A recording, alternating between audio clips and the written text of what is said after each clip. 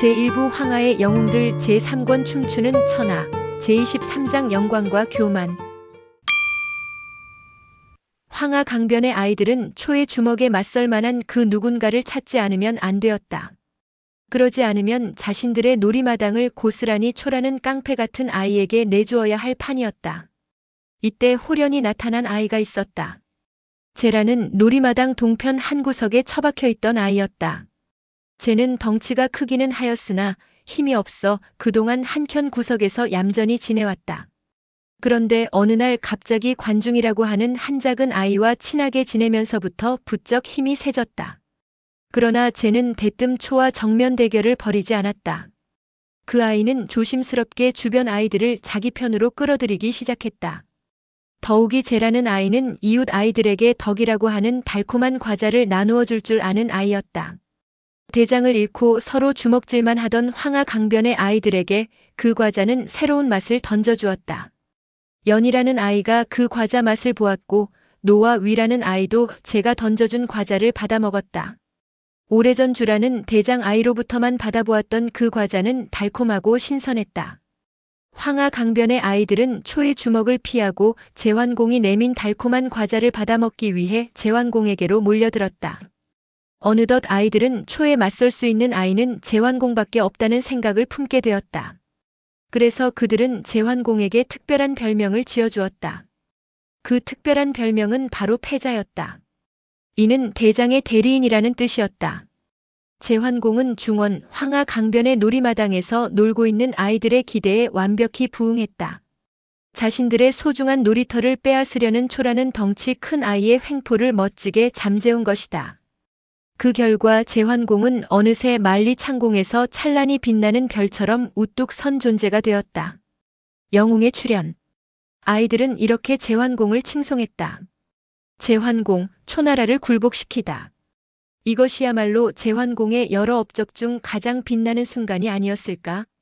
그러나 앞서 지적했듯 제환공의 힘은 절대적인 것이 아니었다. 정점은 결코 오래가지 않았으며 제와 초나라의 불가침 조약도 그저 일시적인 평화에 불과했다. 초성왕은 끝내 자신의 야심을 버리지 못한 채 이듬해부터 다시 중원 진출을 시도하기 시작했다. 이는 어쩌면 변화를 요구하던 시대의 흐름에 따른 것이었는지도 모른다. 그런데 역설적이게도 초나라의 제시도의 빌미를 제공한 것은 다름 아닌 주왕실이었다. 초자가 진공품으로 청모 한 수레를 헌상하였습니다. 임치로 돌아온 제환공은 초성왕에게서 받은 포모를 낙양으로 보냈다. 사절단이 제나라를 대표하며 동행했으며 공손스뿡이 제환공의 대리인으로 낙양성에 들어섰다. 우리 주공께서는 초자로부터 복종의 다짐을 받고 회군하셨습니다. 공손스뿡의 초나라 원정 보고를 받은 주해왕은 크게 기뻐하며 앓던 이를 뽑아낸 듯한 후련함을 느꼈을 것이다. 왕실 부흥의 가능성에 대한 기대감으로 그의 가슴은 부풀어 올랐다. 제환공의 앞날에 영광 있으라. 주해왕은 보기 드문 성대한 잔치를 열어 공손스뿡을 극진히 대접했다. 잔치가 한창 무르익을 즈음 태자 정과 그의 이복 동생인 왕자대가 잔치에 참석했다. 공손스뿡은 공손히 일어나 이들을 맞이했으나 순간 그의 안색이 변했다. 이상하다. 왕실 서열상 태자 정이 왕자대보다 상위임은 누구나 아는 사실이었다. 그런데 지금 눈앞에 보이는 이 상황은 무엇인가? 차자인 왕자대가 먼저 나오고 그 뒤를 따라 태자 정이 입장하고 있었다. 공손스뿡은 곁눈으로 주해왕의 반응을 살폈지만 그는 아무런 내색도 하지 않은 채 두 왕자를 맞이하여 자리에 앉게 했다. 그러나 자리에 배치된 위치마저도 왕자대가 태자 정보다 더 높아 보였다. 뭔가 잘못되었다. 공손스뿡은 불길한 예감을 느꼈다. 며칠 후 그는 낙양을 떠나 제나라로 돌아갔다. 복명 자리에서 제환공에게 말했다. 장차 주왕실이 혼란에 빠질 것 같습니다. 제환공은 놀란 기색으로 물었다. 갑자기 그게 무슨 말인가? 주해왕의 장자는 정이다. 그는 첫 번째 왕후인 강씨 소생으로 이미 태자 책봉을 받아 있었다. 반면 왕자대는 후궁 진규의 소생이다. 왕후 강씨가 세상을 떠난 이후 진규는 주해왕의 총애를 받아 왕후의 자리에 올랐다. 그녀가 바로 해후였다. 왕자대는 은밀히 왕실 내부에서 세력을 키우고 동시에 주해왕의 비위를 잘 맞추며 영향력을 확대했다. 어느새 그는 왕실 내에서 태자 정보다 우위를 점하게 되었다. 왕실 사람들 역시 대에게 잘 보이려고 태숙이라 칭하며 따랐다. 주해왕은 오히려 대의 소행을 지지하며 내심 나약한 태자 정을 패하고 호걸풍인 대를 태자로 삼으려는 마음을 품고 있었다. 이런 상황이라면 주왕실에서 적서 분쟁이 일어날 수밖에 없을 것입니다. 주공께서는 대책을 마련하셔야 할 듯합니다.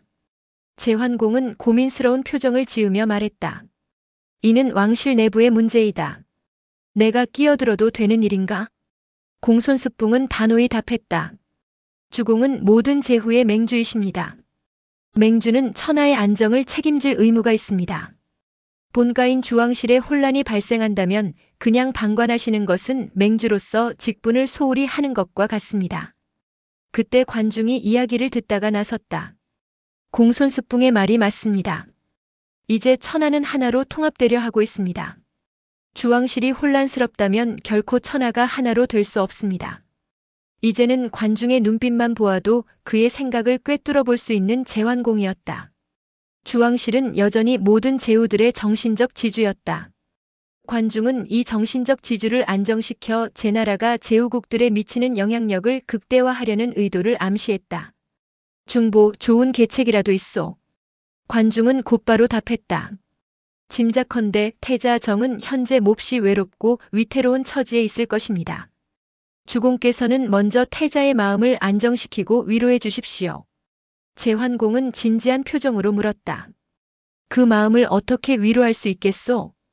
여러 제후들을 소집해 회맹을 열고 주왕실에도 사람을 보내 태자를 회맹에 참석시키기를 요청하십시오. 왕실을 존중하기 위해서라는 뜻을 분명히 밝히면 그들은 태자를 보내지 않을 수 없을 것입니다. 제환공은 관중의 말에 고개를 끄덕였다. 그는 곧 경문을 작성해 주왕실과 중원의 여러 나라에 보냈다.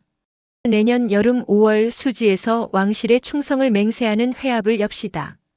이 회맹은 명분이 너무나도 분명했다.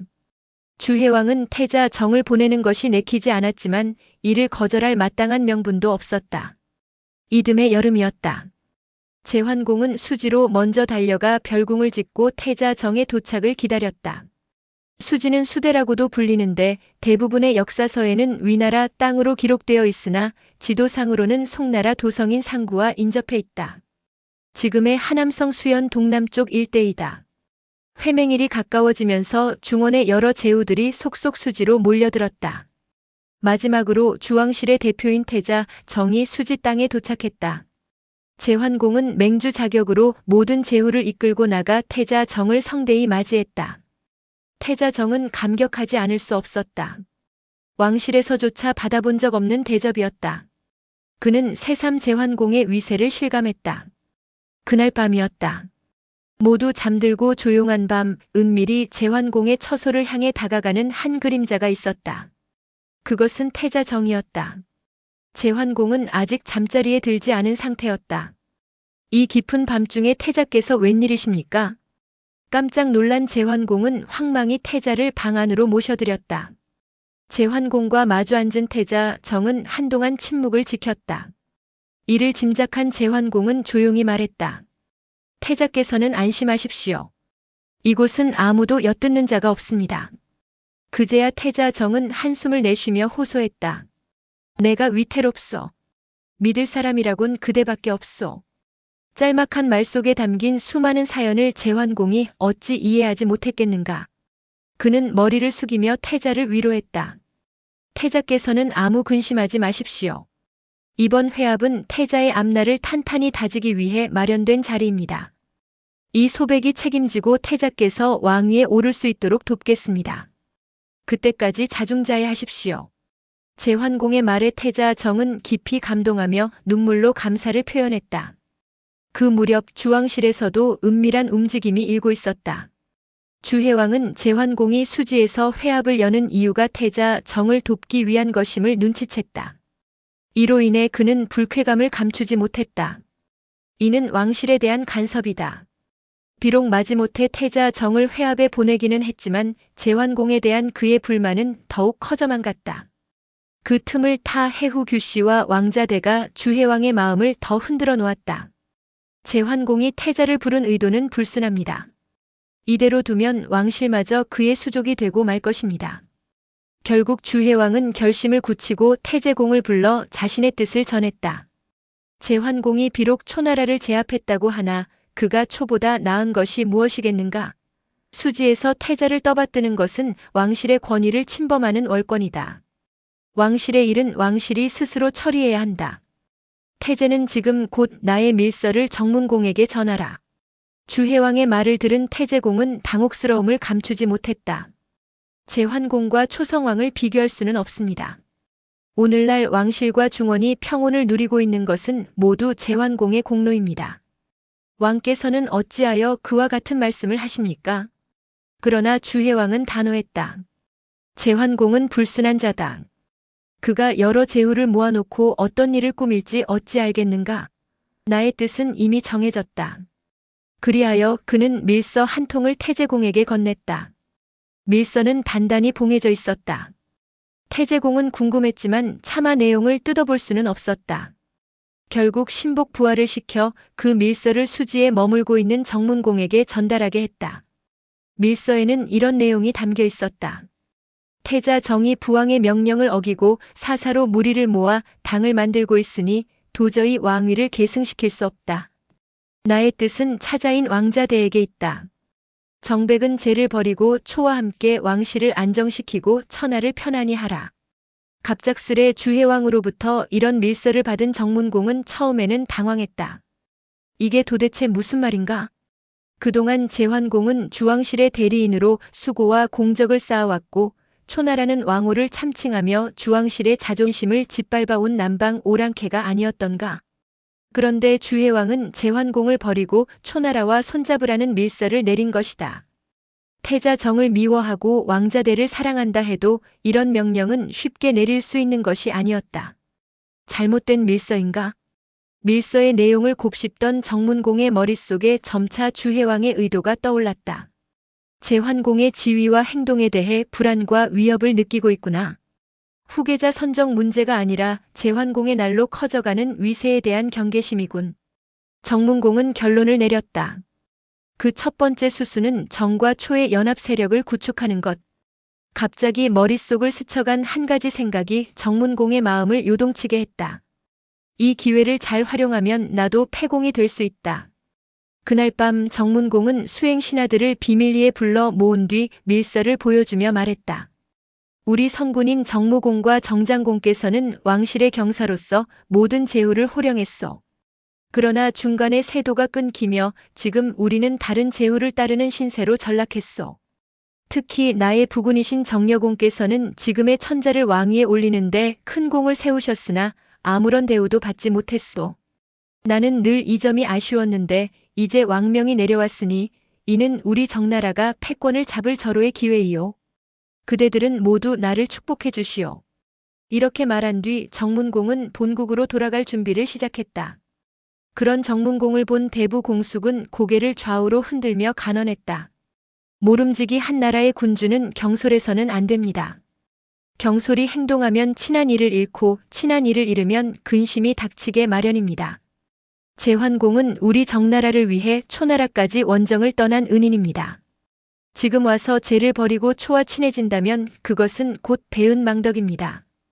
더욱이 태자 정을 돕는 것은 천하의 대의입니다. 주공께서는 다른 마음을 품지 마시길 바랍니다. 이에 정문공은 답했다. 천자의 명을 따르고 돕는 것이 어찌 경솔한 행동이라고 할 수 있겠는가? 공숙은 말을 이어갔다. 왕실의 대를 이을 수 있는 사람은 오직 적자와 장자뿐입니다. 그렇지 않으면 혼란만 초래할 뿐입니다. 지난날의 역사가 이를 보여주고 있지 않습니까? 공숙은 정문공을 향해 경고하듯 말했다. 주유왕이 백복을 사랑하고 주완왕이 왕자극을 사랑하고 주장왕이 왕자퇴를 사랑한 결과 이들 모두가 왕실을 어지럽히고 목숨만 잃은 채 아무런 업적도 남기지 못했습니다. 주공께서는 어찌 옛사람들이 저지른 허물을 반복하시려는 것입니까? 만일 이번에 주해왕을 돕고 제환공을 배신한다면 주공께서는 반드시 후회하게 될 것입니다. 공숙의 말은 대단히 강력했고 그의 세력 또한 쉽게 무시할 수 없는 것이었다. 결국 정문공은 한풀 기가 꺾이고 말았다. 그때였다. 대부 신우가 앞으로 나서며 정문공을 부추겼다. 공숙의 말은 틀렸습니다. 우리는 천자의 신하이지 패공의 신하가 아닙니다. 주공께서 본국으로 돌아가려는 것은 천자의 명을 따르는 것이지 제환공과의 의리 때문이 아닙니다. 태자 정과 왕자대 중 누가 왕위에 오를지는 아직 아무도 모릅니다. 주공께서는 일단 본국으로 돌아가 사태를 관망하시는 것이 현명할 것입니다. 대부 신우는 망국의 후예였다. 과거 신나라 군주의 생질이었던 신우는 초나라가 신나라를 멸망시킨 뒤 초문왕의 신하로 들어갔다. 그러나 초문왕이 세상을 떠나자 그는 다시 귀화하여 정나라의 대부가 된 사람이었다. 그는 언변이 뛰어나고 욕심이 많으며 아첨에도 능한 인물이었다. 신우의 말을 들은 정문공은 다시금 용기를 얻으며 결심했다. 그대 말이 옳소. 나의 마음은 정해졌소. 정문공이 사라졌다. 날이 밝았을 때 정나라 공관은 텅 비어 있었다. 그럴 리가. 처음에는 믿기 힘들었지만 공관을 지키던 관리로부터 국내에 급한 일이 생겨서 라는 말을 전해 듣고 제환공의 안색은 돌변했다. 당장 태자를 받들고 정나라를 토벌하리라. 30년 가까운 세월 동안 패공으로서의 권위와 지위를 쌓아온 제환공에게 모욕은 참을 수 없는 일이었다. 수지의 분위기는 일순살벌해졌다. 그러나 그런 제환공을 달랠 수 있는 이는 단 한 사람뿐이었다. 관중이 앞으로 나서며 차분한 음성으로 말했다. 주공께서는 대범하십시오. 이는 주해왕이 제후들의 분열을 노리고 정문공을 유혹한 것입니다. 하지만 정나라가 빠졌다고 해서 주공의 큰 계획에 지장이 생길 일은 없을 것입니다. 아직 태자를 위한 맹약도 이루어지지 않았으니 먼저 맹약을 성사시킨 후 정나라를 정벌해도 늦지 않습니다. 관중의 말에 제환공도 자신의 흥분이 지나쳤음을 깨닫고 머쓱해하며 답했다. 제후들의 마음이 흔들릴까 짐짓 그러했던 것뿐이요. 내 어찌 대사를 앞에 놓고 경솔히 행동할 수 있겠소. 며칠 후 수지에 모인 여러 나라의 군주들은 제환공이 준비한 제단으로 올라갔다. 태자정을 가운데 앉힌 채 그들은 입술에 피를 바르고 엄숙히 맹약 의식을 치렀다. 우리는 다 함께 힘을 모아 태자를 돕고 왕실을 바로잡을 것을 맹세하노라. 신명이시여, 이 맹세를 배반하는 자가 있다면 결코 그를 용서하지 마소서. 이렇게 해서 수지 동맹이 막을 내렸다. 태자정은 제환공을 비롯한 7개국 군주들의 충성 맹세에 크게 감동하며 눈가에 눈물이 맺혔다. 군우들께서 이렇듯 주 왕실을 잊지 않고 저를 도와주시니 저 역시 어찌 군우들께서 베푸신 은혜를 잊을 수 있겠습니까? 맹약이 끝난 뒤에도 제후들은 10여일을 더 머물며 태자정을 위해 연회를 열었다. 연회가 끝난 후 그들은 각자 본국으로 돌아갔다. 초나라는 수십 명의 첩자를 낙양에 심어두고 있었기 때문에 주왕실의 동태를 꾸준히 파악할 수 있었다. 그러던 어느 날 낙양의 첩자로부터 예사롭지 않은 보고가 들어왔다. 주해왕이 정문공에게 밀서를 내렸습니다. 제환공의 독주에 불안을 느낀 듯합니다. 이 소식은 초나라에 매우 유리하게 작용할 수 있는 일이었다. 초성왕과 투고고토는 기대감에 차서 정문공의 움직임을 유심히 관찰했다. 결국 예상대로 정문공이 수지에서 동맹하지 않고 단독으로 빠져나왔다는 소식이 전해지게 되었다. 초성왕은 회심의 미소를 지으며 말했다. 주해왕이 우리를 돕는구나. 이에 투고거토는 신중하게 답했다. 아직 이릅니다. 먼저 제환공의 반응을 살펴야 합니다. 어떻게 하겠다는 말이오? 먼저 회수 근처의 현나라를 공격해 봅시다. 만약 제환공이 지난해 소릉에서 맺은 불가침 조약을 들먹이며 따져온다면 이는 정문공의 동맹 이탈이 그에게 아무런 영향을 미치지 않았음을 뜻합니다. 하지만 그렇지 않다면 이는 제환공이 정나라의 이탈에 대해 민감하게 반응하고 있다는 증거입니다. 그렇게 되면 우리 초나라의 입지는 훨씬 자유로워질 것이며 본격적으로 정나라와 동맹을 맺어 중원을 향할 수 있게 됩니다. 현나라는 주왕실로부터 자작의 자귀를 받은 작은 나라로 지금의 호북성 회수연 서쪽 일대에 위치해 있었다. 초성왕이 의문을 제기했다. 현나라는 소국 중의 소국이요. 제환공이 굳이 현나라를 비호할 이유가 있겠소? 투고고토는 단호히 답했다. 그렇지 않습니다. 현나라는 작지만 제환공과 인척 관계에 있는 나라입니다. 현나라 군주의 부인이 바로 제환공의 딸입니다. 현나라가 우리를 따르지 않고 제 나라를 추종하는 것도 이 때문입니다. 투고고토의 말에 초성왕은 무릎을 치며 감탄했다. 과연 그대의 계책은 신묘하오. 그해 겨울 투고고토는 군사를 이끌고 현나라를 침공했다. 제 나라만을 믿고 별다른 방비를 하지 않았던 현나라는 속수무책으로 당했다. 현나라 군주가 할 수 있는 일이라곤 제환공에게 구원을 요청하는 것뿐이었다. 그러나 그 무렵 제환공은 정나라를 토벌할 준비를 하고 있었기에 현나라를 도울 여력이 없었다. 결국 그는 구원군을 파병하지 않았고 이로 인해 현나라는 끝내 멸망하고 말았다. 또 하나의 나라가 역사의 저편으로 사라진 순간이었다. 결과적으로 제환공이 현나라를 돕지 않은 것은 큰 실수였다. 그로 인해 모든 상황은 초나라에게 유리하게 전개되었다. 현나라를 병탄한 투고고토는 자신감을 얻고 초성왕에게 말했다. 이제야말로 정과 수교를 맺을 때입니다. 초성왕은 회의적인 표정으로 물었다. 제환공이 정나라를 징벌하려는 듯한데 정문공이 우리의 제안에 선뜻 응하겠소? 투고고토는 침착하게 답했다. 신에게 이미 생각해둔 계책이 있습니다. 그는 치밀하고 빠르게 움직였다. 정문공에게 정식으로 사자를 보내는 대신 신복 부하를 정나라로 보내 대부 신우에게 지령을 내렸다. 초정 동맹을 추진하시오. 대부 신우는 본래 초나라의 신하였다. 초문왕의 유언에 따라 정나라로 귀화했지만 그의 귀화에는 수상한 점이 많았다. 이중 첩자다라는 소문이 돌 정도였다.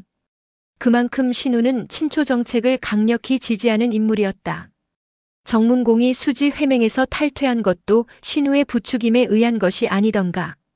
투고고토의 지령을 받은 신우는 비밀리에 정문공을 찾아가 설득했다. 주공께서는 주해왕의 밀서를 잊으셨습니까?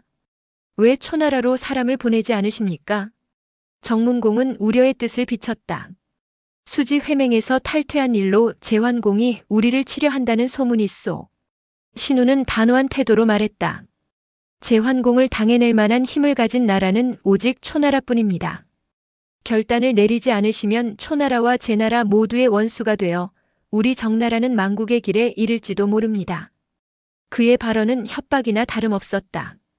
정문공은 안색이 헬쑥해진 채 결국 결정을 내리고 말했다. 그대가 초나라에 다녀오시오. 이로써 정문공은 초성왕과 비밀리에 우호관계를 맺었다. 그러나 제환공이 이를 모를 리 없었다. 수지 회맹에서의 배신으로 이미 정나라를 응징하려던 참에 초나라와의 비밀 동맹까지 맺었다는 소식이 들려오자 제환공은 크게 격분했다. 더 이상 망설일 필요가 없도다.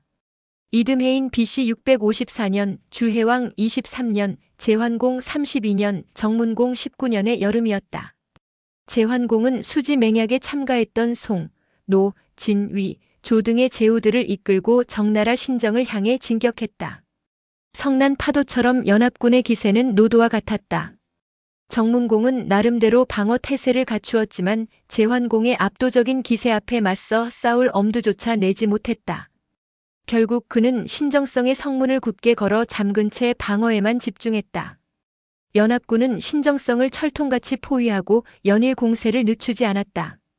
이에 정나라의 상황은 하루아침에 바람 앞에 등불처럼 위태로워졌다. 그 무렵 정나라 대부 신우는 여전히 초나라 도성에 머물고 있었다. 그는 신정성이 위기에 처했다는 소식을 듣고 눈물을 흘리며 초성왕에게 호소했다. 정나라가 초나라에 귀순한 것은 왕께서 제환공을 충분히 견제할 수 있다는 믿음 때문이었습니다. 그런데 어찌하여 정나라가 위급한 상황에 처했는데도 돕지 않으십니까? 이에 초성왕은 영윤 투고고토를 불러 대책을 물었다. 정나라를 돕는 것이 유리하겠소? 아니면 그냥 내버려 두는 것이 유리하겠소? 투고고토는 이미 이러한 상황을 예측했는지 지체 없이 대답했다. 허나라를 치십시오. 초성왕은 의아해하며 물었다. 허나라라니? 지금 나는 정나라를 구원할지 여부를 묻고 있소. 투고고토가 미소를 지으며 답했다. 지난날 제환공이 연합군을 이끌고 소릉에 갔을 때 허목공은 병중에도 불구하고 종군하셨다가 군중에서 세상을 떠났습니다. 이 사건으로 인해 제환공은 허나라에 대해 매우 깊은 애정을 가지고 있습니다. 우리가 허나라를 공격하면 제환공은 반드시 신정성 포위를 풀고 허나라를 구하려 남아할 것입니다. 이렇게 되면 정나라를 간접적으로 구원하는 셈이 아닙니까? 초성왕은 그의 계책에 감탄하며 말했다. 그대는 정말 하늘이 내린 성인이요. 초성왕은 시간을 지체하지 않고 군을 이끌고 한수를 건너 허나라를 공격했다. 허성을 포위하는 동안 제환공이 신정성의 포위를 풀고 허나라를 구하기 위해 남하하고 있다는 소식이 전해졌다. 초성왕은 만족하며 말했다. 이것으로 충분하다. 본국으로 돌아가자. 초군은 바람처럼 떠올랐다가 바람처럼 사라졌다. 제환공이 허성에 도착했을 때는 초나라 군사는 그림자조차 남아있지 않았다. 연합군은 맥이 풀렸고 다시 군사를 정비하여 신정을 공격하기엔 지나치게 지친 상태였다. 관중은 투고고토에게 당했다는 생각에 속이 상했다. 일단 본국으로 돌아가 정나라 문제를 다시 논의하는 것이 좋겠습니다. 제환공은 허나라를 구한 것에 만족하며 허성에서 연합군을 해산했다. 하지만 이것은 또 하나의 실수로 기록되었다. 제환공은 초나라가 조약을 어긴 것을 추궁하기 위해 사자를 보내야 했지만 그는 아무런 조치를 취하지 않고 본국으로 돌아갔다. 허나라는 제나라와는 거리가 멀고 초나라와는 국경을 맞닿아 있었기에 허의공은 초나라의 재침략 가능성에 불안감을 감추지 못했다. 제환공만 믿고 있다가는 나라가 폐허가 되고 말 것이다. 허의공은 이웃나라 군주인 채목공과 논의했다. 채나라는 중원의 제후국 중 가장 먼저 초나라를 섬긴 나라였다. 채목공은 허의공을 설득하며 말했다. 시대는 변하고 있습니다. 살아남기 위해서는 강한 자를 따라야 합니다. 결국 허의공은 초나라에 항복하기로 결심했다. 하지만 허나라는 과거 제환공을 따라 소릉까지 진출한 바 있는 초나라의 원수와 다름없었다. 허의공은 걱정스러워하며 물었다. 초성왕이 나의 항복을 받아줄까요? 채목공은 대답했다. 6단의 예를 통해 죄를 청하면 받아들여질 것입니다. 6단은 윗옷을 벗고 무릎을 꿇어 중죄를 청하는 행위로 과거 채해공이 초문왕에게 항복할 때 사용했던 방법이었다. 지금의 채나라 군주 채목공은 채해공의 아들로 자신의 아버지가 행했던 치욕적인 행위를 허의공에게도 강요하고 있었다. 망설이던 허의공은 결국 고개를 끄덕였고 눈가에 눈물이 글썽였다. 그는 채목공을 통해 초성왕에게 항복 의사를 전달하고 초나라 땅인 무성에서 항복 의식을 치렀다. 무성은 오늘날의 하남성 남양현 북쪽 지역으로 무연성 혹은 서성으로도 불리던 곳이다. 이때 허의공이 초성왕에게 항복하는 광경은 춘추자 시전에 생생히 기록되었다. 허남 허의공은 두 손을 앞으로 묶고 입에 구슬을 물고 대부로 하여금 상복을 입게 하고 선비로 하여금 관을 짊어지게 하여 초작 초성왕 앞으로 나갔다. 초성왕은 허의공의 항복 의식을 보며 봉백, 봉나라 군주에게 물었다. 어찌하면 좋겠는가? 봉백은 차분히 대답했다. 옛날 주무왕이 은나라를 쳐서 이겼을 때 미자 개가 이와 같은 행위를 했습니다. 그때 주무왕은 직접 묶인 것을 풀어주고 입속의 구슬을 받아들이셨으며 대부의 상복을 벗기고 선비가 짊어진 관을 불태우셨습니다. 그런 다음 예를 갖추어 본래 살던 곳으로 돌아가게 명하셨습니다. 이에 초성왕은 봉백의 말대로 행동했다. 면박은 두 손을 앞으로 묶는 것을, 한 벽은 죽은 사람의 입에 구슬을 머금게 하는 당시의 장례 관습을 뜻한다. 이는 허의공이 스스로 죽은 자의 흉내를 내며 초성왕에게 죄를 청한 모습을 의미한다. 그 광경은 처참하기 이를 데 없었다. 마치 자신이 주무왕이라도 되는 듯 초성왕의 으스대는 모습이 눈앞에 그려지는 듯하다. 이로써 허나라는 초나라를 종주국으로 섬기는 두 번째 중원국이 되었다. 제환공으로서는 또 한 나라를 잃은 셈이었다. 한편 초나라를 떠나 정나라로 돌아간 대부 신우는 의기양양하게 만나는 사람마다 떠들어댔다. 이번에 정나라가 망하지 않은 것은 모두 나의 공로이다. 그러나 자신의 공적을 과도하게 자랑한 신우는 점차 다른 이들의 미움을 샀고 그의 탐욕스러운 성정은 결국 인심을 잃게 만들었다. 정나라의 대부들 사이에서도 신우를 미워하는 마음이 깊어져 갔다. 이듬해 봄, 제환공은 다시 정나라 도성을 공격했다. 그 분노가 얼마나 깊었던지 정문공은 설마 하던 일이 현실이 되자 크게 당황했다. 대책 마련에 부심하던 정문공에게 진나라 대부 원도도는 정나라 공족 대부 공숙에게 서신 한 통을 보내왔다. 서신에는 다음과 같은 내용이 적혀 있었다. 이번에 제환공이 정나라를 침범한 것은 모두 신우의 간교한 술책 때문입니다. 그는 정나라 사람이라기보다 초나라 사람에 가깝습니다. 그가 초나라의 첩자라는 것은 삼척동자도 아는 일입니다. 신우가 정나라에 머무르는 한 정나라는 제환공의 압박에서 벗어날 수 없을 것입니다. 귀국의 안녕을 위해 이 사실을 알려드리는 바입니다. 진나라 대부 원도도가 신우를 헐뜯는 서신을 보낸 데는 그만한 이유가 있었다. 지난날 제환공이 초나라 원정을 마치고 돌아올 때 원도도는 신우의 술책에 속아 제환공으로부터 벌을 받은 적이 있었다. 이번에 원도도가 공숙에게 서신을 보낸 것은 바로 그때의 안갚음을 하기 위함이었다. 정나라에 계속되는 위기를 신우의 친초 노선 탓이라고 생각하던 공숙은 원도도의 편지를 정문공에게 보여주며 말했다. 원도도의 말대로 제군을 물러가게 할 방법은 신우의 목을 베어 제환공에게 보내는 것 외에는 없습니다. 그 무렵 정문공은 내심수지 동맹에서 탈퇴한 것을 후회하고 있었다. 주혜왕과 초성왕은 별다른 행동을 보이지 않는 가운데 중원의 제후국들이 제환공을 중심으로 더욱 강하게 결속하고 있었기 때문이다. 외돌토리가 되었다. 정문공은 이러한 불안과 외로움이 마음 한구석을 차지하고 있는 상태에서 원도도의 편지를 읽고 고심하다 명령을 내렸다. 신우를 불러오라. 신우는 자신이 또다시 공을 세울 기회를 얻었다고 믿으며 기세 좋게 궁정으로 들어갔다. 그러나 그를 기다리고 있던 것은 싸늘한 정문공의 음성이었다. 너는 전에 제환공을 견제할 수 있는 나라는 초나라뿐이라 했었다. 그런데 지금 제나라가 우리를 치고 있는 상황에서 초나라의 구원병은 어디에 있느냐? 신우는 분위기가 심상치 않음을 직감했다. 정문공의 물음은 단순한 질문이 아니라 깊은 원망과 꾸짖음이 섞여 있었다. 신우는 당황하며 말했다. 제나라 일이라면 지금이라도. 그러나 정문공은 단호하게 외쳤다. 시끄럽다 여봐라. 저놈을 끌어내 목을 베어라. 이로써 처세의 귀재라 불리던 신우의 운명은 다했다.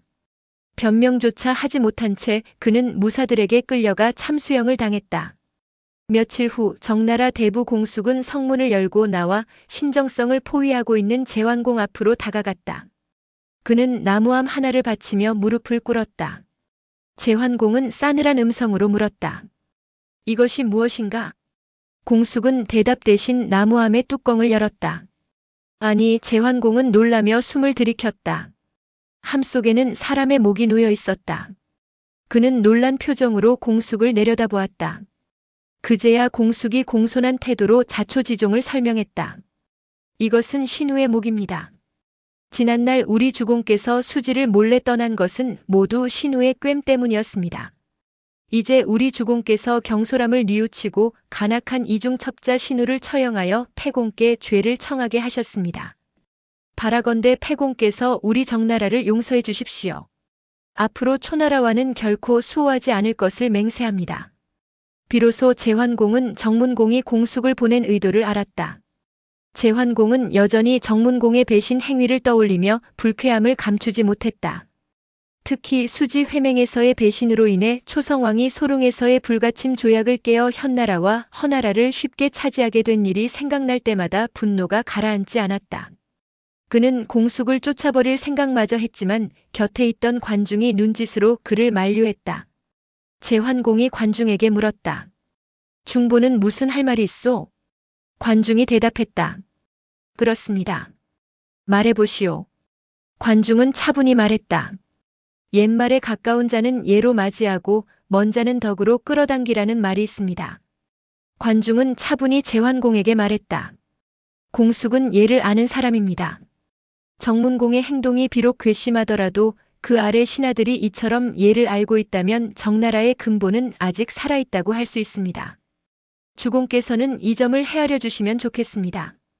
제환공이 관중의 말을 알아듣지 못할 리 없었다. 그는 잠시 나무함 속에 담긴 신우의 머리를 내려다보다가 공숙을 향해 부드럽게 말했다. 그대의 체면을 보고 이번 한 번은 용서하겠소. 앞으로는 주왕실의 안정과 천하의 안녕을 위해 정나라가 온 힘을 쏟아주길 바라오. 공숙은 머리를 숙이며 말했다. 감up할 따름입니다. 이렇게 해서 제환공은 신정성의 포위를 풀고 군대를 본국으로 철수했다. 이 일은 제나라와 초나라가 소릉에서 불가침 조약을 맺은 지 3년 후 BC 653년 봄의 일이었다. 그해 7월 제환공은 중원의 제후들을 다시 소집했다. 목적은 태자 정의 주왕실의 후계자임을 재확인하는 회합이었다. 장소는 영무. 영무는 노나라 땅으로 지금의 산동성 어대현 동쪽 일대이다. 그러나 회맹일이 가까워질수록 정문공의 마음은 흔들리기 시작했다. 주해왕으로부터 받은 밀서가 계속 떠올랐기 때문이다. 나의 뜻은 왕자대에 있노라. 앞으로의 일이 어떻게 될지는 누구도 장담할 수 없었다. 현재 태자 정이 제환공을 후견인으로 두어 유리한 위치에 있지만 주해왕의 뜻대로 왕자대가 왕위를 계승하게 될 가능성을 배제할 수 없었다. 정문공은 만약 때가 왕위를 계승하게 된다면 패권을 잡을 절호의 기회를 놓치게 될 것을 우려했다. 며칠간 깊은 고민 끝에 그는 묘책을 짜냈다. 주해왕의 뜻에도 제환공의 뜻에도 거슬리지 않는 방법. 그는 아들인 세자 화를 대신 회맹에 보내기로 결심했다. 이른바 양다리 작전이었다. 마침 진나라 군주 진선공도 자신의 세자를 대신 보내기로 했다는 소식을 들었다. 정문공은 제환공에게 몸이 아파서라는 핑계를 대면 될 것이라 생각했다. 그러나 세자 화가 뜻하지 않은 말썽을 일으킬 줄은 아무도 몰랐다. 말썽의 씨앗은 이미 오래전에 싹트고 있었다. 정문공의 가게는 복잡함이 엿보이는 구성으로 이루어져 있었다.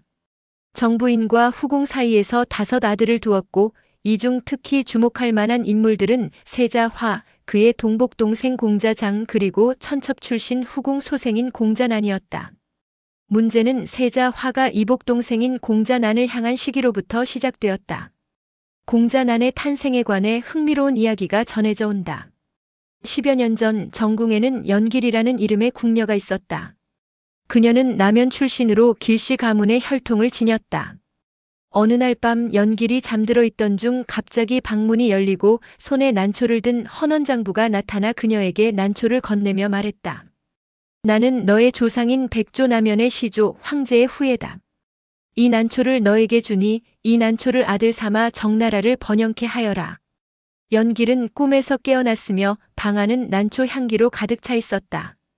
그녀가 이 꿈 이야기를 다른 궁녀들에게 들려주었으나 궁녀들은 그녀를 비웃으며 이렇게 말했다고 한다. 내가 귀한 아들을 낳지 않으면 누가 낳겠니? 마침 정문공이 내궁으로 들어오던 중 궁녀들의 웃음소리를 듣고 그들에게 무슨 일이냐고 물었다. 궁녀들이 연길의 꿈 이야기를 들려주었으나 정문공은 웃지 않았다. 대신 그는 기란징조라며 연길에게 이렇게 말했다. 내가 너의 꿈을 실현시켜 주리라. 그리고 그는 연길만을 따로 불러 속삭였다. 오늘 밤 난초꽃을 한 알음 따서 치마에 담아오너라. 그것을 내관에게 보이면 내 방으로 들어올 수 있을 것이다. 그날 밤 정문공은 연길과 함께 시간을 보내고 다음 날 그녀에게 난초 한 그루를 주며 말했다. 이것으로 내가 후궁이 되었음을 증명하라. 얼마 지나지 않아 연길은 패기를 느꼈으며 만삭이 되어 아들을 낳았다. 정문공은 아들에게 특별한 애정을 담아 난이라는 이름을 지어주었다고 전해진다. 공자난은 자라면서 매우 총명함을 보여주었고 정문공은 그를 몹시 아끼고 사랑했다. 그러나 이런 아버지의 지나친 총애는 세자인 화의 마음에 불안을 심어주었다. 화는 후일 자신의 지위가 위태로워질 것을 걱정하며 비밀리에 공족 대부 숙첨에게 의논했다. 공자난으로 인해 제자리가 빼앗기지 않을까 걱정입니다. 숙첨은 담담하게 대답했다. 얻고 잃는 것은 하늘의 뜻입니다. 세자는 그저 효도를 극진히 하십시오. 숙첨의 대답에 실망한 화는 그의 반응을 탐탁지 않게 여겨 마음속으로 숙첨을 미워했다. 화는 다시 공숙을 찾아가 공자난과 관련된 걱정을 털어놓았다. 그러나 공숙 역시 무덤덤한 반응으로 말했다. 딴 생각을 하지 말고 효성을 다하십시오. 이로 인해 화는 공숙도 난의 당파에 속한다고 단정하고 그를 멀리했다. 화의 동복 동생 장은 기이하고 허황된 것을 즐기며 도요새 날개로 만든 관을 쓰고 다녔다. 하루는 사숙이 그에게 주의를 주며 말했다. 그 관은 예에 맞지 않는 복장입니다. 앞으로는 그런 관을 쓰지 마십시오. 장은 사숙의 충고를 여간 불쾌하게 생각했고 형화를 만나서는 사숙에 대한 험담만 늘어놓았다. 이로 인해 화는 정나라의 세도가인 숙첨, 공숙, 사숙 등 세 대부에게 모두 나쁜 감정을 품게 되었다. 그런 와중에 정문공은 화에게 영무 회맹에 대신 참석하라는 명을 내렸다. 화는 제환공으로부터 아버지 대신 자신이 참석한 것을 추궁받을까 염려하며 숙첨에게 말했다. 저는 가고 싶지 않습니다. 대부께서 아버님께 말씀드려 직접 가시도록 하게 하십시오. 그러나 숙첨은 단호하게 고개를 저으며 말했다. 주공의 명을 어겨서는 안 됩니다. 세자께서 가셔야 합니다. 이로 인해 화는 숙첨을 더욱 원망하며 생각했다. 이놈들 나만 제환공에게 욕을 보게 하려는구나. 결국 화는 정문공과 대부들을 저주하며 영무로 향했다. 화가 영무에 도착하자마자 그는 패공 제환공에게 밀담을 요청했다. 화는 눈을 연신 깜빡거리는 행동을 반복하며 산만한 모습이었다. 제환공은 화를 불러들이며 물었다. 비밀리에 고할 일이 무엇인가? 정나라 공실에 관한 일입니다. 제환공은 말없이 그를 바라보며 대답을 기다렸다.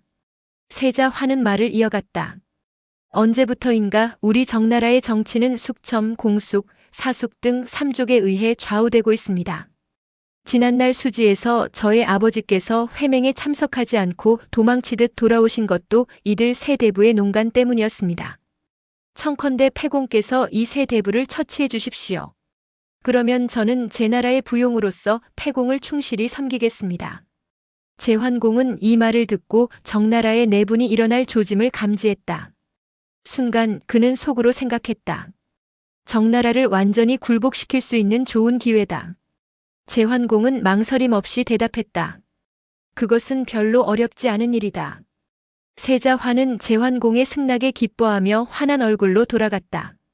그가 떠난 뒤 관중이 제환공을 찾아와 물었다. 무슨 말씀을 나누셨습니까?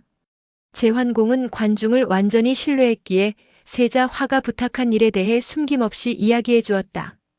관중은 이야기를 듣고 고개를 갸웃거리며 다시 물었다. 주공께서는 뭐라 대답하셨습니까? 정나라 공실이 혼란에 빠지면 우리에게 유리할 것 같다고 하였소. 관중은 즉시 얼굴빛이 변하며 말했습니다. 주공께서 경솔하게 말씀하셨습니다. 내가 잘못 답했단 말인가? 그렇습니다. 지금 모든 제후들이 우리 제나라에 복종하는 이유를 주공께서는 아십니까? 그 이유는 단 하나, 바로 우리 제나라가 예의를 갖추고 신의를 지키기 때문입니다. 그런데 정나라 세자 화의 행동은 어떻습니까? 그의 행동은 두 가지 측면에서 문제가 있습니다. 첫 번째, 아들이 아버지를 비난하는 것은 예의를 저버린 행동입니다. 두 번째, 우호를 맺으러 온 자가 자신의 나라를 혼란스럽게 하려는 것은 신의를 저버린 행동입니다. 하지만 숙첨, 공숙, 사숙은 정나라를 어지럽히는 주요 원인들이라고 하지 않았소. 그것은 주공께서 잘못 알고 계십니다. 신이 듣기로는 정나라의 그 세 대부는 삼량이라 불릴 정도로 백성들로부터 신망이 두터운 사람들이라고 합니다. 맹주로서 중요한 것은 인심에 순종하는 것입니다. 주공께서는 세자 화의 말을 믿지 마십시오. 관중의 말에 제환공은 머쓱해져서 아무 대답도 하지 않았다. 이튿날 제환공은 세자 화를 다시 방 안으로 불러 말했다. 간밤에 내가 곰곰이 생각해보니 그대가 하고자 하는 일은 국가대사이다. 함부로 결정할 일이 아닌 듯하니 차후 그대 아버지와 다시 의논할까 하노라. 세자 화는 얼굴이 벌개졌다. 가슴이 뛰고 등골에 진땀이 흘러내렸다. 그는 떨리는 다리로 물러나와 겨우 회맹에 참석한 후 정나라로 돌아갔다. 그러나 어찌 알았으랴. 관중이 이미 세자 화의 마음속을 간파하고 신복부와 한 사람을 몰래 정문공에 보내두었을 줄을. 세자 화는 신정에 당도하자 아버지 정문공에게 영무 회맹의 일을 보고하며 말했다. 제환공은 아버님께서 친히 오시지 않은 것을 몹시 수상쩍게 여기고 계십니다. 그러니 제나라와 수호하기보다는 차라리 초나라와 교분을 두텁게 하는 것이 나을 줄로 생각합니다. 정문공은 세자 화의 뻔뻔하고 간교한 행동에 화가 머리끝까지 치밀었다. 의자를 차고 일어나며 소리쳤다. 이놈, 아비에게 반역한 놈이다. 나라를 팔아먹으려고 한 주제에 무슨 소리를 중얼거리느냐. 당장 이놈을 깊은 방에 가두어라. 가을 서리빨 같은 호령에 좌우 무사들은 세자 화를 꽁꽁 묶어 별궁 빈방에 가두었다. 유실에 갇힌 세자 화는 비로소 자신이 제환공에게 말한 것이 누설되었음을 알고 벽을 뚫어 탈출을 시도했다. 그러나 유실을 감시하는 무사에게 들켰다. 정문공은 세자 화가 군주 제목이 아님을 깨닫고 그를 참수형에 처했다.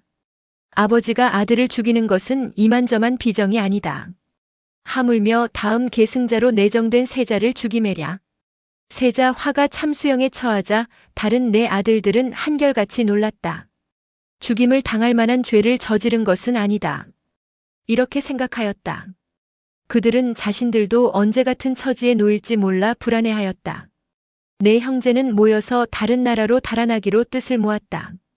공자장은 송나라로 향하였고 공자나는 진나라로 탈출하였다. 그 밖에 다른 두 공자도 각기 신정성을 빠져나갔다. 이것이 또한 정문공의 노여움을 샀다. 모두 내 아들이 아니다. 그는 곧 자객을 보내 신정을 탈출한 네 공자를 죽이게 하였다. 이에 공자장은 송나라에 당도하기 전에 자객의 칼에 맞아 죽임을 당하였다.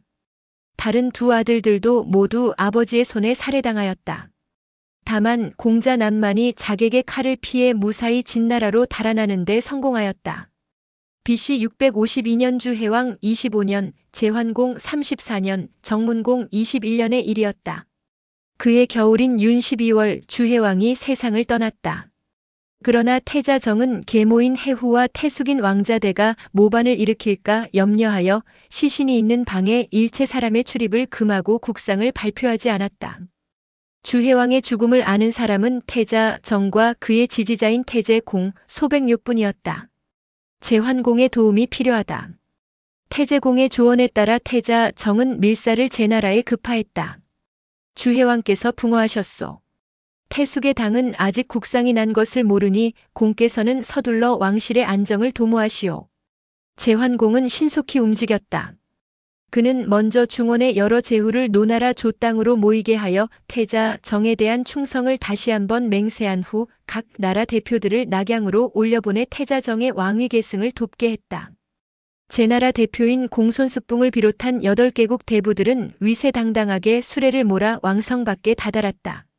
주해왕의 쾌차를 기원하기 위해 왔소이다. 해후와 태숙의 무리를 속이기 위해 공손스뿡은 거짓 명분을 내세워 왕궁 안으로 들어갔다. 태자정은 8개국 대부들을 맞이하고 나서야 왕실과 조정의 국상을 공표했다. 왕께서 돌아가셨다. 해후와 왕자대는 그제야 태자정에게 속은 것을 알고 통탄했으나 때는 늦었다. 왕궁은 이미 태자정을 지지하는 8개국 대부들이 이끌고 온 중원 연합군에 의해 장악되었다. 이렇게 해서 태자정은 순조롭게 주해왕의 뒤를 이어 왕위를 계승했다. 그는 이듬해 개원하고 중원의 모든 나라에 자신의 등극 사실을 알렸다. 그가 주나라 18대 왕인 주양왕이다. 왕실이 안정될 수 있었던 것은 오로지 제환공의 공로이다. 주양왕은 제환공의 공에 보답하고 싶어 하였다. 선왕들을 모신 종묘에서의 제사가 끝나자 그는 태제공을 불러 물었다. 내가 특별히 제환공을 위해 조를 내리고자 하는데 어떤 절차를 밟으면 좋겠소? 조란 제사 지낼 때 쓰인 고기를 말한다. 당시 제사가 끝난 뒤에는 가까운 사람과 나누어 먹는 풍습이 있었다. 천자인 주양왕이 제후에게 제사 고기를 하사하는 일은 매우 드문 일이었으며 제환공에게는 큰 영광이었다. 왕께서 조를 하사하심은 지극히 합당한 일입니다. 우선 제환공에게 명하여 회맹을 갖게 하시고 그 자리에서 조를 내리심이 좋을 것입니다. 모든 제후가 보는 앞에서 제사 지낸 고기를 하사함으로써 제환공의 위엄과 영광을 한층 더 높이려는 태제공의 배려였다. 좋은 생각이요. 그렇게 해서 제환공은 그해 여름 송나라 땅 규구에서 또 한 번 회맹을 가졌다. 이것이 바로 그 유명한 규구지회이다. 규구는 현재 하남성 조현 서쪽 지역에 해당한다. 규구 회맹이 유명해진 이유는 맹자 때문이다.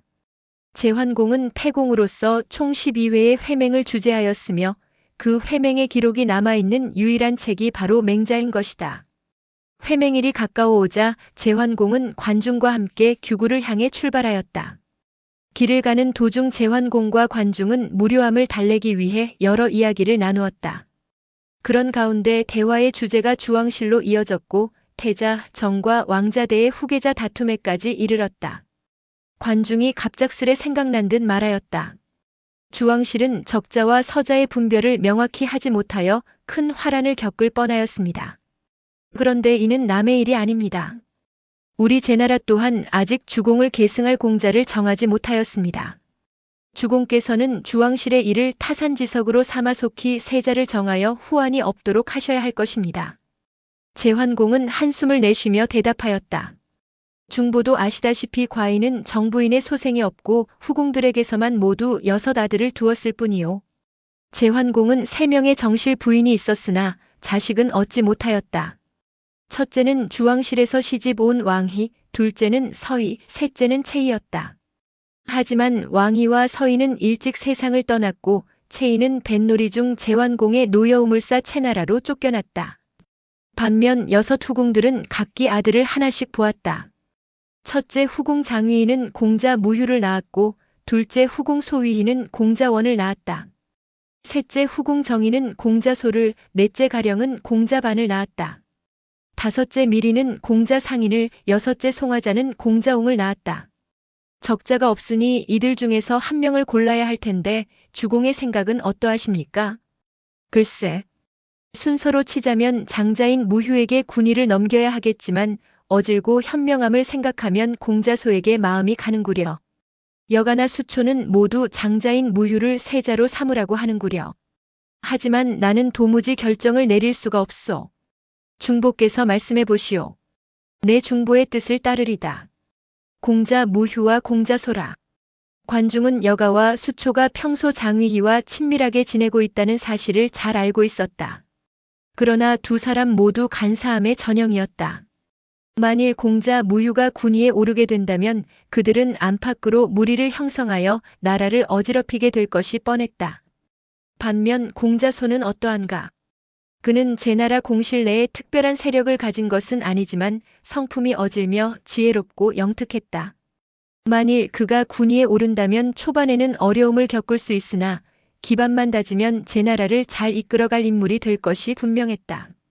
마침내 관중은 입을 열었다. 주공께서 폐업을 이어가려면 반드시 어진 사람이어야 할 것입니다. 공자소가 현명하다고 여기신다면 지체하지 마시고 그를 세자로 삼으십시오. 그러나 무휴가 가만히 있지 않을 것이 확실하오. 관중의 머릿속은 빠르게 움직였다. 이번 주왕실은 패공이신 주공의 도움으로 해결되었습니다.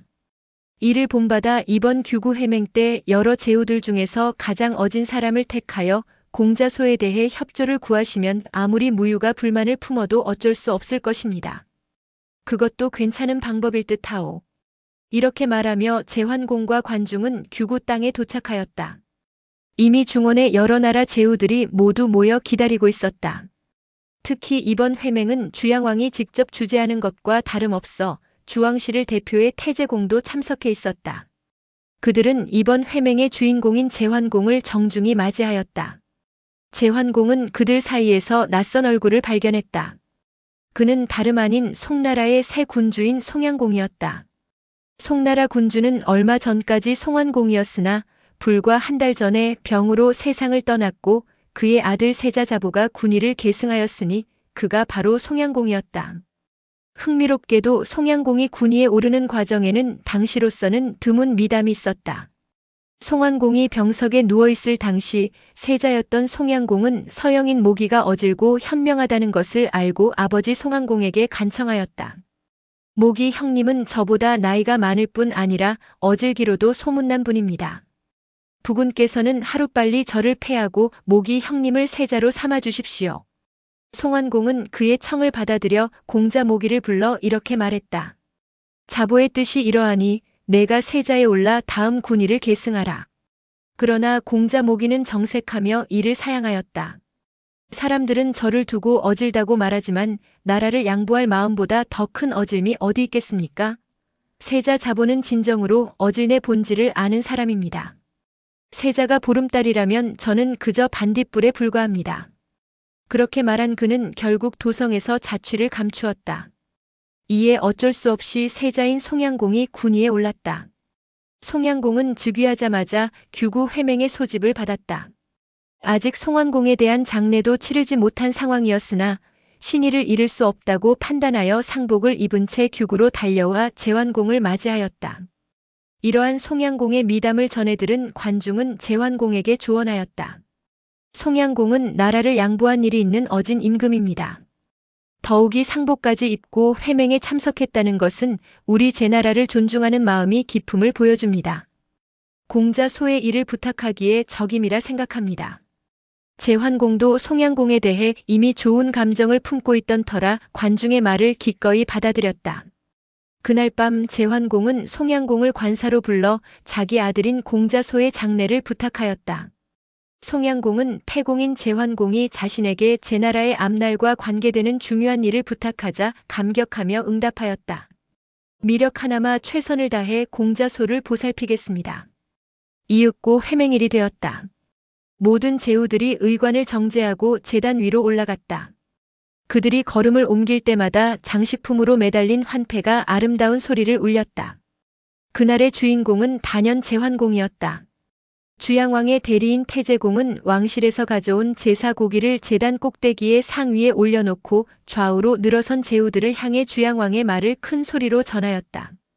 천자인 나는 주문왕, 주무왕께 제사를 드리고 조를 백구에게 하사하노라.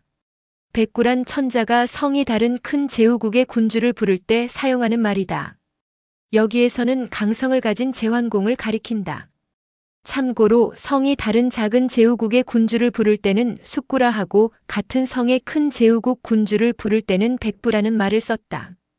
태제공의 낭낭한 음성이 울려 퍼지자 제환공은 조를 받기 위해 자리에 일어섰다. 천자가 물건을 하사할 때에는 계단 아래 뜰로 내려갔다가 다시 단 위로 올라와 받는 것이 예였다. 제환공 역시 그러한 예를 따르기 위해 계하로 내려가려고 몸을 돌렸다. 그때 천사인 태제공이 다시 입을 열어 외쳤다. 천자께서 말씀하시기를 제환공은 공이 크고 연로함에 특별히 자귀를 한 등급 높이 노니 계하로 내려가 절하지 말라 하고 명하셨습니다. 제환공의 자귀는 후작이었다. 자귀를 한 등급 높이는 것은 공작의 자귀를 내리는 것을 의미했다. 게다가 계하로 내려가 절을 할 필요가 없다는 파격적인 특전까지 부여된 것이었다. 이는 실로 엄청난 영광이었다. 태제공의 말을 듣고 제환공은 우쭐한 마음이 생겼다. 그의 얼굴에는 거만스러운 빛이 스치며 감돌았다. 나를 이렇게 대접하는 것은 당연한 일이구나. 이런 생각이 들었을지도 모르겠다. 제환공은 계단을 내려가려던 발걸음을 멈추고 그 자리에서 조를 받으려 하였다. 이러한 마음을 관중이 재빨리 읽어냈다. 그는 다른 제후들이 눈치채지 않게 제환공을 부축하는 척하며 다가가 조용히 속삭였다. 주공은 겸손하십시오. 신하로서의 예를 잃어서는 안 됩니다. 그제야 제환공은 퍼뜩 제정신으로 돌아왔다. 즉시 허리를 굽혀 태제공을 향하여 말했다. 천자의 위엄스런 빛이 내 이마에서 지척간에 있는데 어찌 이 소백이 예를 잃을 수 있겠습니까? 만일 이 몸이 뜰로 내려가 절을 올리지 않았다가는 아마도 계단 밑으로 굴러떨어져 천자께 욕을 보이게 될 것입니다. 그러고는 즉시 계하로 내려가 재배한 후 다시 제단 위로 올라와 태제공이 내미는 주양왕의 하사품인 조를 받았다. 이 모습을 본 여러 나라 제후들은 제환공이 끝까지 겸손해하며 예를 잃지 않는 것을 보고 한결같이 감복했다. 제환공의 겸손함은 여기서 그치지 않았다. 이 제사 지낸 고기가 어찌 나 혼자만의 것일소냐. 이렇게 말하고 그는 다음 날부터 잔치를 베풀어 그 고기를 여러 나라 군주들과 함께 나누어 먹었다. 10여일간 이어진 잔치가 끝나자 제환공은 태제공이 배석한 가운데 여러 군주들과 회의를 열어 새로운 평화조약안을 체결했다. 맹약의 내용이 낭독되고 모든 제후들이 앞으로 나와 사표할 순서가 되었다. 사별이란 가축을 죽여 그 피를 입술에 바르는 맹세 행위이자 오랜 세월 동안의 관습이다. 그런데 이때 제환공이 파격적인 제안을 하였다. 이번부터 가축의 피를 입술에 바르는 사별 맹세를 철폐하도록 합시다. 짐승의 피를 입술에 바르는 것은 원시시대부터의 관습이었다. 야만적이라는 느낌이 들었고 음산하고 섬뜩하다는 인상을 주었다. 그 절차가 복잡하다는 생각도 들었을 것이다. 형식의 간소화와 실리를 중시하며 폐업을 이룬 제환공다운 제안이었다. 모두들 제환공의 의견에 찬성했다. 규구회맹은 사별 없이 맹세한 최초의 회맹이 되기도 했다. 신의 시대에서 인간의 시대로. 이로써 상징적으로 남아있던 제례 정치는 완전히 막을 내리게 되었다. 이를 진보라고 칭하면 과장이겠는가. 한 사가는 이 시기를 시로 표현하며 다음과 같이 읊었다. 춘추시대를 의심과 혼란의 시대라 말하지만 초를 누르고 줄을 높여 승리를 이루었구나. 제환공의 공적이 이렇듯 위대하지 않았던들 그 누가 사별 없이 맹세에 임했을 것인가. 제환공의 생애 중 이 시점이 가장 영광의 절정이었을 것이다. 그러나 지나친 영광은 교만을 부르기 마련인가. 절정의 영광 속에서도 그의 마음속에는 또 다른 욕망이 싹트기 시작하였다. 회맹이 끝난 후에 잔치 자리에 서였다. 제환공은 갑작스럽게 태제공에게 물었다. 봉선이라는 것이 무엇인지 태제께서는 알고 계십니까? 태제공은 크게 놀라들고 있던 술잔을 떨어뜨릴 뻔하였다. 봉선은 천자만이 지낼 수 있는 제사이다. 그것을 물어오는 제환공의 의도가 무엇인지 궁금하였다. 태제공은 제환공의 얼굴을 정면으로 쳐다보며 속내를 헤아리려 하였다.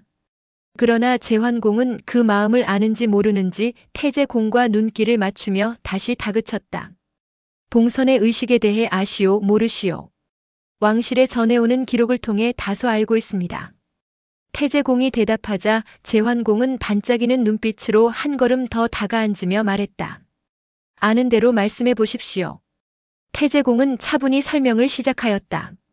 예로부터 천자는 하늘과 땅을 위해 제사를 지냈습니다. 높은 곳에 올라 하늘에 제사 지내는 것을 봉이라 하고 낮은 곳에 임하여 땅에 제사 지내는 것을 선이라 합니다. 이 봉과 선을 합친 것이 바로 봉선입니다.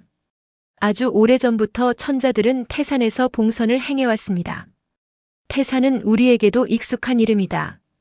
웅장하고 거대한 것을 비유할 때 흔히 태산처럼이라는 표현을 쓰기 때문이다. 태산은 현재 산동성 제남시 남쪽으로 약 250리가량 떨어진 위치에 있으며 중국의 5악 중 하나로 꼽히는 명산이다.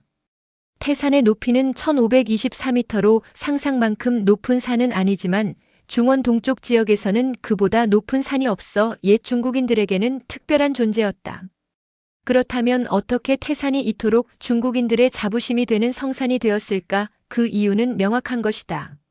중국 역사상 가장 권위 있는 의식 중 하나인 봉선이 바로 이 태산에서 거행되었기 때문이다. 이 때문에 태산은 성산으로 외경받게 되었다. 옛날 하왕조는 안읍의 도읍을 정했고 은왕조는 박에 도읍하였으며 우리 주왕조는 풍호의 도읍을 정했기 때문에 태산과 매우 멀리 떨어져 있었소. 그래서 천자들이 봉선을 행하기 힘들었겠지만 지금 이 태산은 제나라 영토 안에 있소이다. 이제 과인은 천자의 은총을 받았기에 천자를 대신해 몸소 봉선의 대례를 올리고자 하오. 태제께서는 과인의 뜻을 어떻게 생각하시오? 태제공은 그 말을 듣고 얼굴이 한층 헬쑥해졌다. 역시 이 일이 단순한 영광에 그치는 것이 아니었구나. 그러나 제환공은 어떤 인물인가? 태제공은 마음속으로 언짢았지만 제환공의 위세를 고려하며 그것을 겉으로 드러내지 않았다. 제환공께서 하시겠다면 누가 감히 반대할 수 있겠습니까?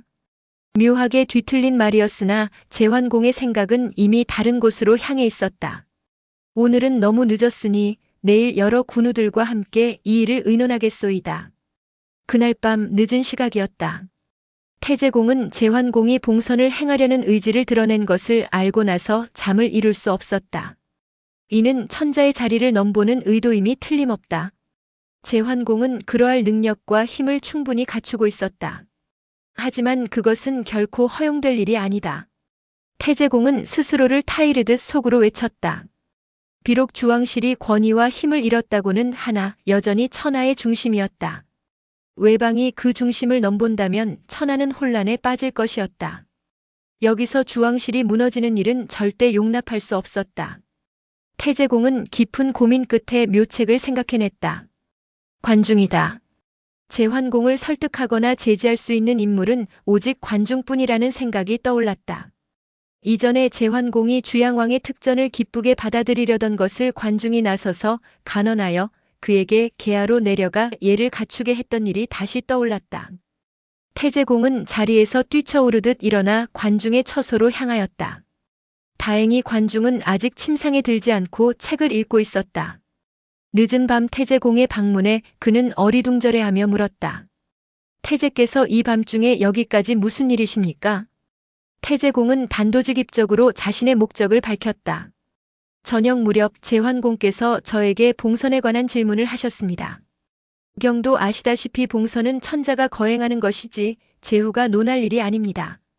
도가 지나치면 덕을 잃는 법입니다. 혹여 제환공께서 다른 마음을 품지 않도록 경께서 간언해 주시길 부탁드리려 결례를 무릅쓰고 찾아왔습니다. 관중은 그 말을 듣고 고개를 끄덕이며 대답했다. 그런 일이 있었습니까? 본래 우리 주공께서는 이따금 엉뚱한 말씀을 하시는 병이 있으십니다. 아마 그 병이 또 도졌나 봅니다. 태제께서는 너무 심려하지 마십시오. 제가 주공께 잘 말씀드려 보겠습니다. 태제공은 안도의 한숨을 내쉬며 말했다. 고맙습니다. 다음 날 관중은 이른 아침 서둘러 일어나 제환공의 방으로 갔다. 어제 주공께서 봉선에 대전을 올리겠다고 말씀하셨다고 들었습니다. 그것이 사실입니까? 제환공은 고개를 끄덕이며 대답했다. 사실이요. 그런데 중보께서 어째서 그 일을 묻는 것이요? 옛날부터 지금까지 태산 일대에서 봉선을 치른 천자는 모두 72명입니다만 그중 신이 기억하는 천자는 12명뿐입니다. 그들은 모두 하늘의 명을 받은 천자들이었습니다. 봉선은 공이 하늘에 닿지 않으면 행할 수 없습니다. 그래서 주왕실에서도 주성왕 이래 봉선에 대전을 올린 왕은 한 명도 없었습니다. 주공께서는 이 점을 아시고 계십니까? 제환공은 관중이 찾아온 뜻을 비로소 깨닫고 안색이 달라졌다. 그는 언성을 높이며 말했다. 과인은 일찍이 북으로는 산용을 정벌해 영지와 고죽을 평정하였고 서로는 유사를 건너 태양산에 이르렀으며 남으로는 초를 치기 위해 소릉을 정벌하고 웅이산에 올라 장강과 한수를 바라보았소. 또한 3번의 군사회의와 9번의 평화회담을 소집해 천하를 하나로 규합했소이다. 이 중 나를 거역한 제후는 하나도 없었소. 이것이 어찌하, 은, 주 3대의 공에 미치지 못한단 말이오. 나는 단지 태산에서 봉선을 행하여 나의 이 공을 후손들에게 알리고자 하는 것뿐이요. 제환공은 지금껏 한 번도 관중에게 언성을 높인 적이 없었다. 그러나 이때만큼은 그의 기분이 상했던 모양이었다.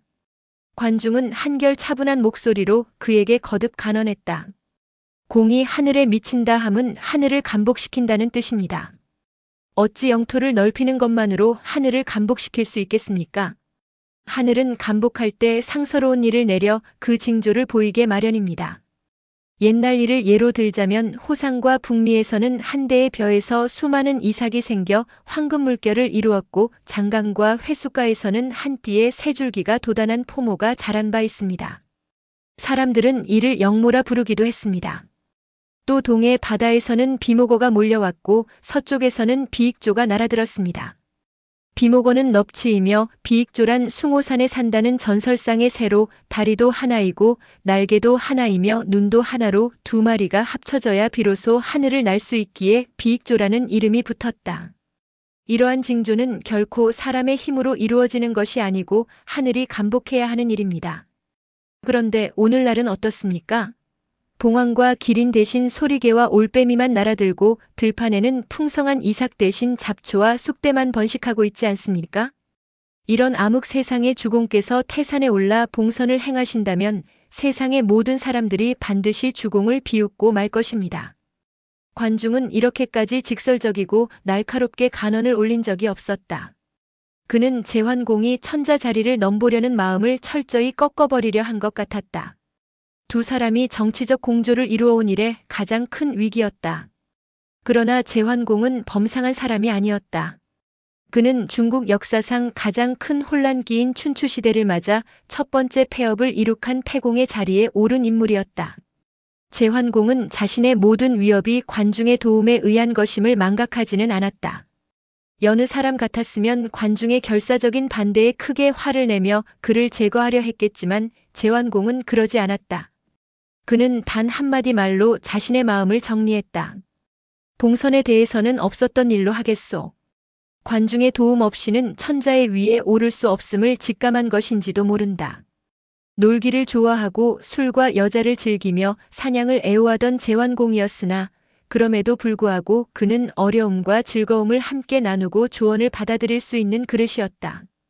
관중이라는 인물을 얻어 폐업을 달성하고 끝까지 곁에 둠으로써 폐업을 유지할 수 있었던 이유가 여기에 있지 않았을까?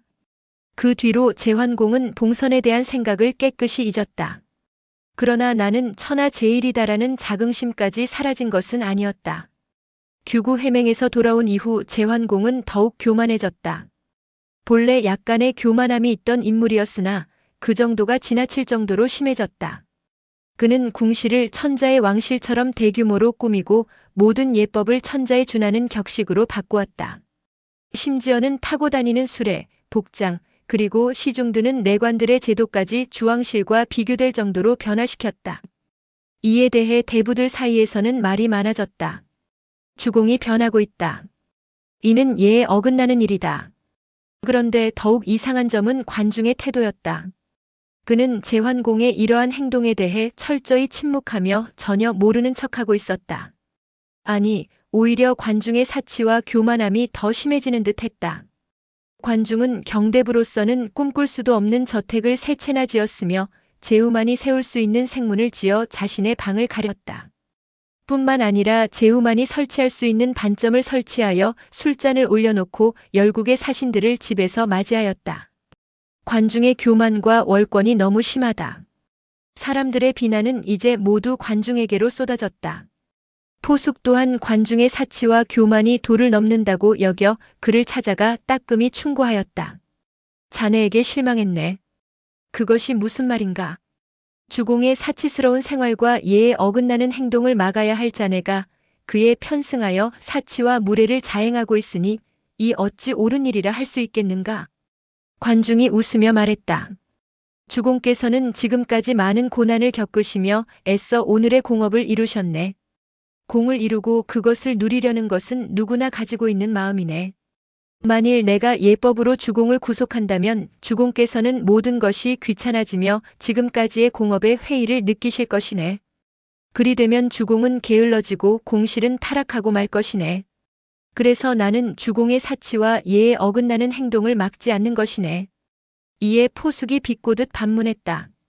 그렇다면 자네가 사치하는 것도 바로 그 때문인가?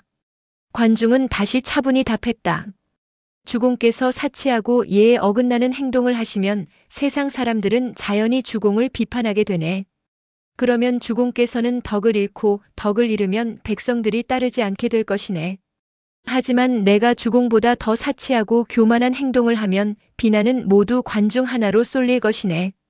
내가 사치와 교만한 행동을 하는 이유는 바로 그 비난을 내가 짊어짐으로써 주공을 온전히 지켜드리기 위한 충심에서이네. 이 말을 들은 포숙은 관중의 깊은 뜻을 비로소 이해하고 하늘을 우러르며 감탄했다. 아, 우리 주공께서는 정말 복이 많으시다. 어찌 하늘 아래 관중 같은 사람을 둘 수 있으리요.